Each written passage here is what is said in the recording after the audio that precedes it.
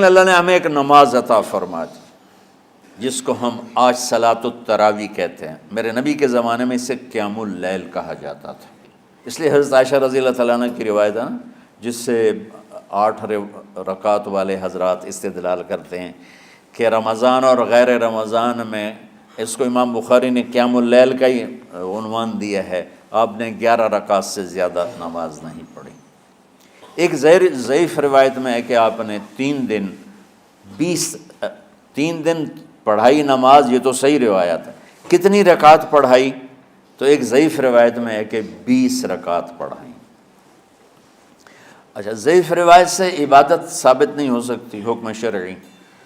تو جب حضرت عمر رضی اللہ تعالیٰ عنہ نے سب کو، اب میرے نبی کے دور میں 3 دن کے بعد آپ تو آئے نہیں کہ کہیں فرض نہ ہو جائے، تو صحابہ اپنے طور پر قرآن سنتے تھے ٹولیوں میں۔ صدیقی دور میں 2 سال وہ فتنوں میں گزرا، تو اس میں بھی اسی طرح چلا کہ ٹولیوں میں ہوتے تھے۔ حضرت عمر رضی اللہ عنہ کے زمانے میں حکومت مضبوط ہو گئی، طاقتور ہو گئے، تو ابتدائی سالوں میں نہیں، چند سالوں کے بعد اب مسجد میں تشریف لائے تو لوگ اس طرح کوئی 4 ادھر 4 ادھر 5 ادھر 10 ادھر 20 ادھر، تو کہنے لگے ان کو ایک امام پہ جمع کر دیا جائے تو کتنا اچھا ہوگا۔ تو آپ نے سب کو اکٹھا کیا اور ابی بن کعب رضی اللہ تعالیٰ عنہ کو امام بنایا اور سب کو ایک نماز پہ جمع کر کے 20 رکعت کا حکم عطا فرمایا۔ تو حضرت عمر کا یہ عمل اس حدیث کو مضبوط کر دیتا ہے کہ چونکہ میرے نبی نے کہا علیکم بسنتی و سنت الخلفاء الراشدین من بعدی، کہ میری اور میرے خلفاء راشدین کی سنت پر مضبوطی سے عمل کرنا۔ تو حضرت عمر کا جو 20 رکعت طے کرنا ہے، اگر ان کا اپنا اجتہاد ہے تو بھی ہمارے لیے عمل کے لیے کافی ہے، اور اگر ان کو یہ یاد ہے کہ میرے نبی نے 20 پڑھی تھیں تو اور زیادہ اچھی بات ہے۔ لیکن بہرحال جو 8 پڑھتا ہے ہمارا اس پہ بھی کوئی اعتراض نہیں، چونکہ وہ بھی حدیث کے ساتھ بات کرتا ہے، اور باقی پوری امت 20 پڑھتی ہے، ان پر بھی اعتراض نہیں۔ میں ایک جگہ سے گزر رہا تھا، نماز کا وقت ہو گیا، اہل حدیث کی مسجد تھی، میں وہاں نماز پڑھنے چلا گیا، تو ایک بہت بڑا اشتہار لکھا ہوا تھا، 20 تراویح ثابت کرنے والے کو 5 لاکھ روپے انعام۔ کہ 20 تراویح، سینکڑوں سال سے امت کا عمل 20 تراویح آ رہا ہے۔ تراویح کا نام جو پڑھا، مجھے یوں لگتا ہے کہ اہل مکہ، یعنی اہل مکہ جو تھے نا، وہ 4 تراویح پڑھ کے ایک طواف کرتے تھے، تو وہ آرام کے لیے ہوتا، ترویحہ آرام، تھوڑی دیر کا آرام۔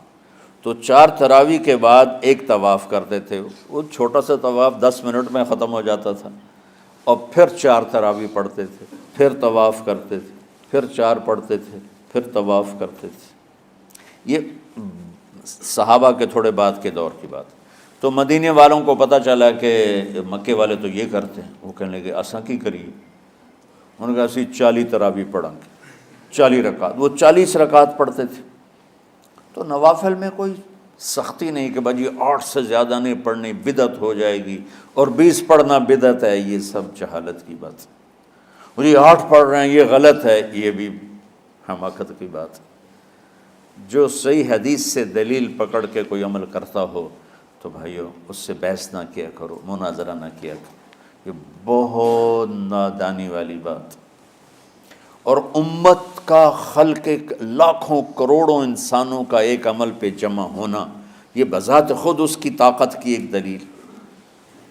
اور حرمین جب سے میرے رب نے، حضرت عمر نے 20 رکعت شروع کی، آج تک وہاں بھی ساری مساجد میں 8 رکعت تراویح ہوتی ہے، لیکن حرمین کی مسجد میں 20 رکعت، ادھر بھی ادھر بھی۔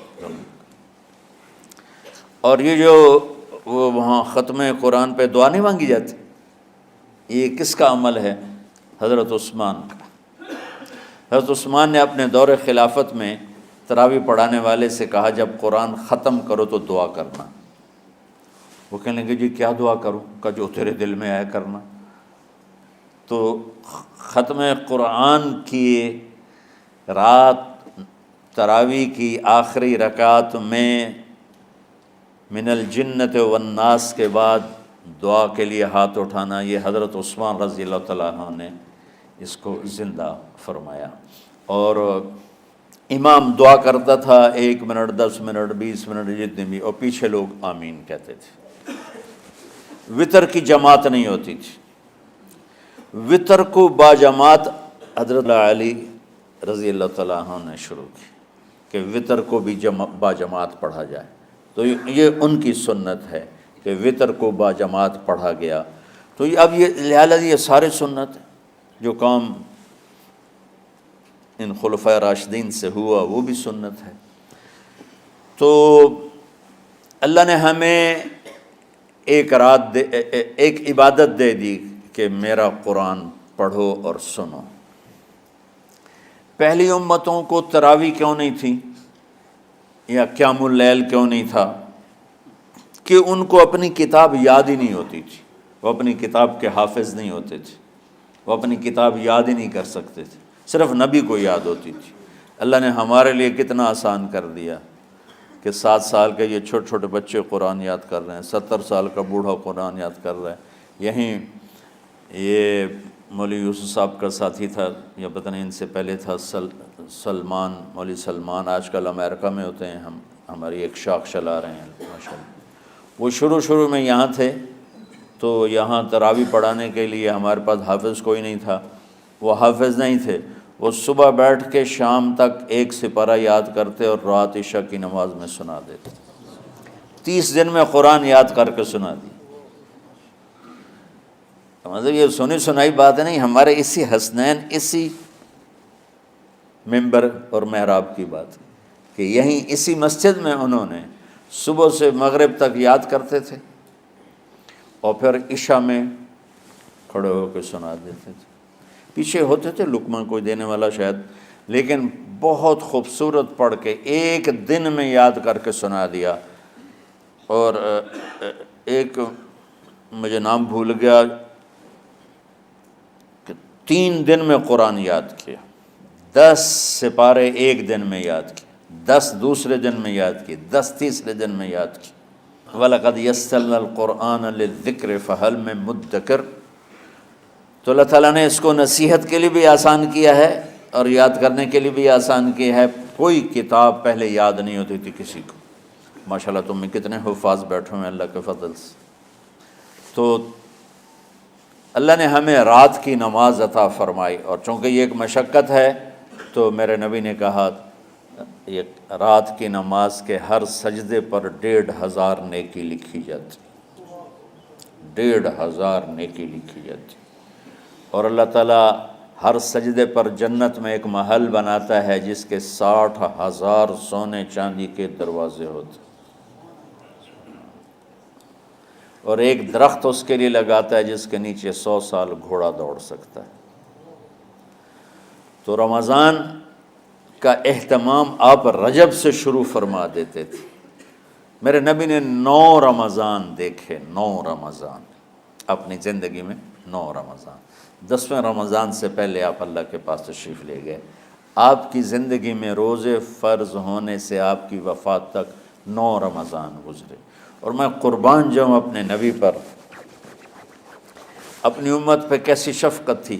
آپ سحری کھاتے تھے بالکل آخری وقت، ادھر بلال اذان دے رہا ہے اور ادھر آپ آخری لقمہ کھا رہے ہیں، اور ادھر سورج نیچے ہوا اور آپ کھجور منہ میں۔ ایک آدمی اوپر کھڑا ہوتا تھا مدینے میں تو وہ چھت پہ، گھر کی چھت پہ کھڑا ہوتا تھا، سفر میں ہے تو وہ کسی پہاڑی پہ کھڑا ہوتا تھا۔ جو ہی سورج کا کنارہ نیچے جاتا اب فوراً وہ کہتا یا رسول اللہ قد غربت، تو آپ کھجور منہ میں ڈال لیتے تھے، یا پانی، کبھی پانی سے افطار فرماتے تھے، کبھی کھجور سے افطار فرماتے تھے، کہ میری امت پہ بھوک کا وقت کم سے کم آئے۔ آج کل جو یہ ہمارے افطاری کے اوقات ہیں نا، یہ سورج ڈوبنے کے بھی 2-2.5 منٹ بعد کے ہیں کہ احتیاطاً، ٹھیک ہے چلو احتیاط کر لو کوئی مسئلہ نہیں، لیکن اصل ہے ادھر چونکہ اب سورج ہمیں نظر ہی نہیں آتا ہے، اس طرح ہم گھرے ہوئے ہیں شہروں میں، دیہاتوں میں بھی اب اس طرح کا ماحول ہے کہ وہ نظر نہیں آتا ہے، تو بہتر کہ ادھر سورج غائب ہو، ادھر لقمہ منہ میں جائے، لیکن یہ تب ہے جب آپ نظر آ رہا ہو۔ اب جب آپ یہاں بیٹھے ہو حسنین میں تو یہاں تو کوئی سورہ نظر نہیں آئے گا، یہاں تو مینار ہی نظر آئے گا، تو لہٰذا احتیاط ٹھیک۔ ہمارے اہل حدیث بھائی وہ 2 منٹ پہلے ہم سے افطار کرتے ہیں، تو بڑی اچھی بات ہے کہ سورج کے غروب ہونے کا جو اصل وقت ہے اس کے ساتھ ہی افطار کرنا۔ اور سحری میں ایک واقعہ سناتا ہوں، آپ سحری کھا رہے تھے، بکرے کی سری پکی ہوئی تھی، تو مولا علی رضی اللہ تعالیٰ عنہ اور عرباض بن ساریہ رضی اللہ تعالیٰ عنہ آپ کے ساتھ کھانا کھا رہے تھے، تو حضرت بلال ہے، یا رسول اللہ وقت ختم ہو گیا ہے، میں اذان دینے جا رہا ہوں، آپ برائے مہربانی کھانا پینا بند کریں۔ اور یہ کہہ کر چلے گئے۔ چھت، ایک انصاری عورت تھی، اس کے گھر کی چھت پہ چڑھ کے اذان دیتے تھے۔ چڑھنے لگے تو پھر واپس آئے کہ دیکھوں اللہ کے نبی نے کھانا چھوڑ دیا یا نہیں۔ آ کے دیکھا تو وہ کھا رہے تھے۔ انہوں نے کہا یا رسول اللہ واللہ لقد اصبحت، یا رسول اللہ اللہ کی قسم سحری کا وقت ختم ہو گیا، صبح ہو گئی۔ تو آپ نے ہاتھ پیچھے کر لیا، کہہ رہے تیرا بھلا ہو بلال، ابھی وقت باقی تھا، تیرے قسم کھانے پر اللہ نے اس کو پہلے نکال دیا کہ تیری قسم کہیں جھوٹی نہ پڑ جائے۔ تو حضرت علی نے فرمایا کہ اگر بلال قسم نہ کھاتے تو جب تک میرے نبی کھاتے رہتے صبح صادق نہیں ہونی تھی۔